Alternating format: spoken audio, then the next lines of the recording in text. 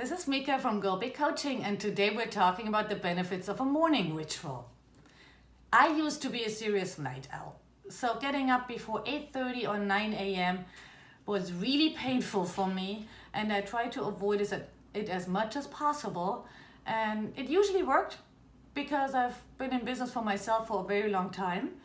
But when I moved to the US, I was suddenly 9 hours behind my clients in Europe, and then of course it didn't work anymore. So I set my alarm for 6:30 and got up early and soldiered through, and it was a major disaster. My days were ruined, it did not work. So then I made two changes. The first one, of course, was training myself to go to bed much earlier. Logical, right? And the second one, and that was really the game changer, I established a morning ritual. That changed everything. Since then, I get up much earlier. By now, I think my alarm is set for 5:55 right now. And I usually get out of bed, I'm sharp, I'm awake, I'm looking forward to the day. So what is the morning ritual, or what should be part of the morning ritual? Basically, whatever you want to be. So good options are things that bring you joy or peace of mind, or that help you connect with yourself or with nature.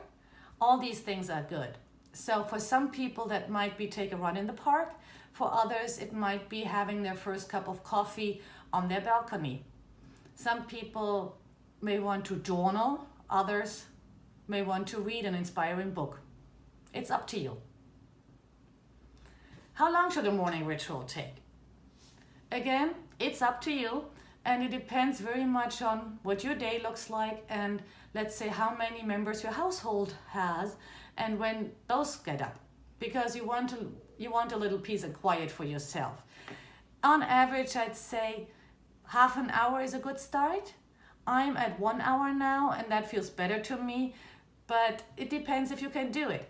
If you can build a solid ritual of 15-20 minutes that you can really stick to every day, that's better than having an ambitious 1 hour, 70, 80, 90 minutes morning ritual planned and you never find the time to do it. So go with what goes with your life. And how long should you wait until you know if the morning ritual does the trick for you? There are small changes that make a difference relatively quickly.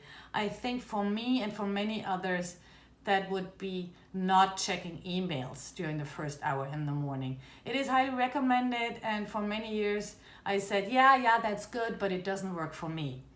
Now that I get up so early, it does work for me, and it makes a huge difference, and almost from day one.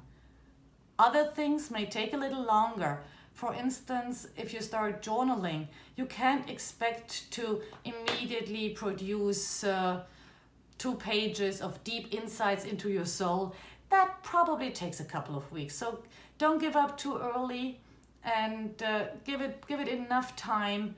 And if it really doesn't work, then try out something else. Maybe meditation is more your thing than journaling.